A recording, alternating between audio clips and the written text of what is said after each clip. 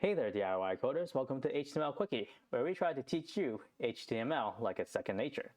Before we get started, there will be a link down in the description below for you to check out. If you're just starting out with HTML and have no clue what HTML is, or you only have the roughest idea, I recommend that you check out that video. Otherwise, if you're all good, we'll go ahead with this video. So to get you started, please have your text editor out, your web browser out, and have those two applications open to the file that we will be working on. And one more thing before we start learning, have this code copied into your text editor, and if you need to pause the video, go ahead and pause the video. Otherwise, let's continue and we'll be learning the subscript tag. So the subscript tag looks something like this. All right, and then we'll put in some text, subscript text. We'll save. All right, so make sure you refresh your browser. Mine's automatically refreshed. Just press the button on your browser, the refresh button. And there's also a shortcut key on your keyboard. If you know that, you can go ahead and use that. And you'll notice our web browser has presented us with the text that we have written in this text editor.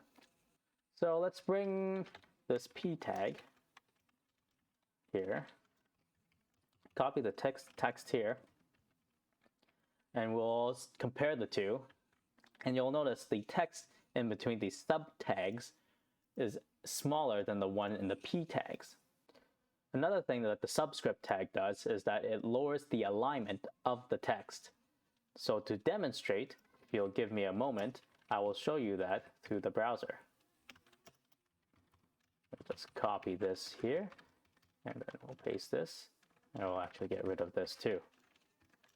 And then we'll save, browser refreshes, and there you go. You'll notice that the alignment of the text in the subscript tag is lower than the one in the p tag.